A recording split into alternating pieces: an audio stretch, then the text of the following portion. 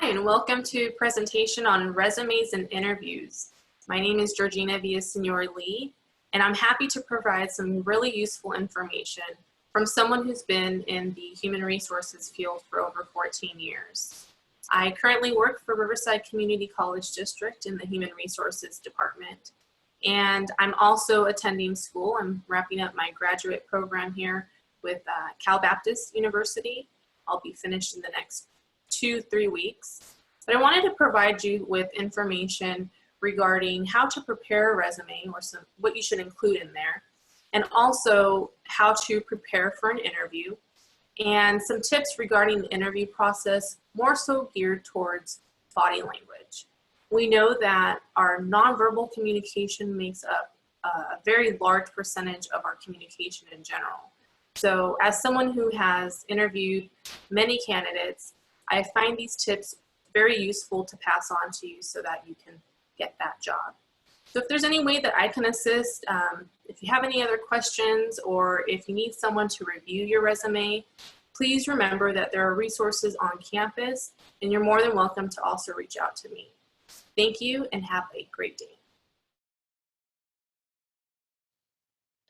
So resumes are typically completed separately from an application, but a lot of companies ask that you complete both their application and also submit a resume. And really the goal of a resume is for you to get an interview.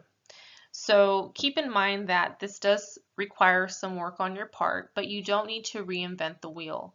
There are numerous templates out there. You can do a search on the internet, or even Microsoft Word has templates for you to just go ahead and start inserting your own information. But you do want to make sure that you find a template that is relevant to the job that you're applying for. So a resume for maybe a food service type of position doesn't always look the same as one for a human resources job.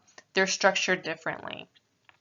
In terms of like what comes first, maybe education is highlighted first or experience is highlighted first. So please keep that in mind.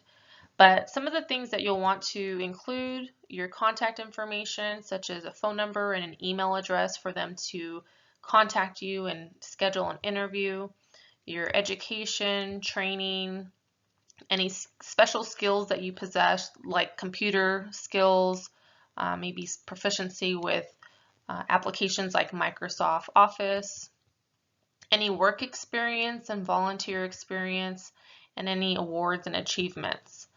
You don't need to include references unless the company asks you for, but nowadays they usually ask for that once you are a final candidate. So I provided you a little summary of the first page of my resume.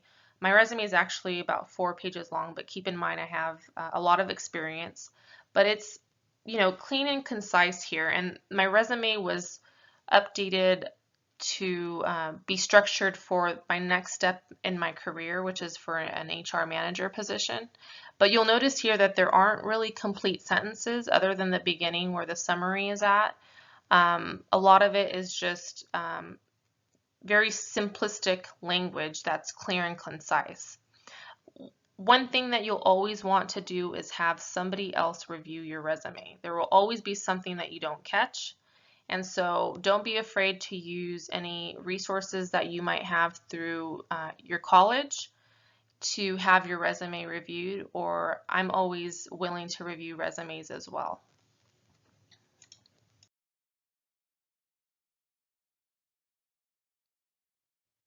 So now that you've been scheduled for an interview, what happens next? You have to prepare for it. And it's almost like preparing for an exam. So here are a couple of things you'll want to consider in preparing for an interview. You'll definitely want to do some research on the company. This will make you stand out from all of the other candidates. And what you can do is just search the internet, look into the company, find out what it's about, what its mission is, if there are any upcoming projects or maybe some accomplishments that the company has had recently, or maybe it's even been in the media recently too, and you want to make sure that's in a positive light. But this will definitely be helpful in your interview. Make sure you study your resume and the job posting. find similarities between the two that you can talk about. So if there's a task in the job posting that you know you've done yourself, or maybe you have the ability to do that, that's something you'll want to study and remember in preparation for the interview. You'll definitely want to research some interview questions for that type of position. Again, go to the internet, do a search, and develop some examples. Run it by a family member or maybe a friend and see what their thoughts are on your response. Find out how the interview is going to be structured. This will help you mentally prepare. So some interviews are done with panels, so multiple people, maybe at least 3, 4 people, or maybe it's just one-on-one. So keep in mind that this will, again, help you prepare to be successful in the interview.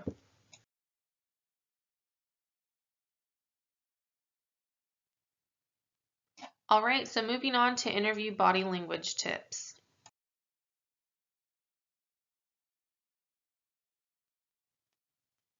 So as we know, first impressions are important, especially in an interview. So as you begin your interview and you enter the room, make sure that you shake everyone's hand if there's multiple individuals in there. This really displays a sign of respect. And you also want to make sure that you leave the interview in the same format, shaking everyone's hand if there's multiple individuals and thanking them for their time. Posture during an interview is really important as it exhibits a sign of confidence. So you want to make sure that you hold your head up high, that you have your shoulders rolled back. If you need to practice in a mirror before you go into the interview, do that. But I know it's a challenge, especially considering we're all looking down at our phones nowadays. So if you need to start practicing this a few days in advance, do that. It's really important, especially during an interview. The next one is eye contact. So making sure that you maintain eye contact with each individual in the interview panel. So sometimes you'll see that when there's multiple individuals, they'll rotate questions. So as you're answering, not only answering to the person who asked you the question, but also acknowledging and looking over to the other interview panel members is just as important. And really maintaining eye contact displays trust and honesty. Hand gestures are also useful during an interview. I know some people get fidgety when they're nervous. You can actually use hand gestures as a way to emphasize your words without really overdoing it.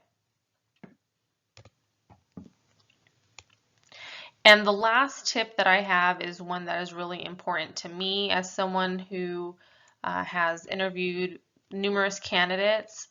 It's really smiling throughout the interview process.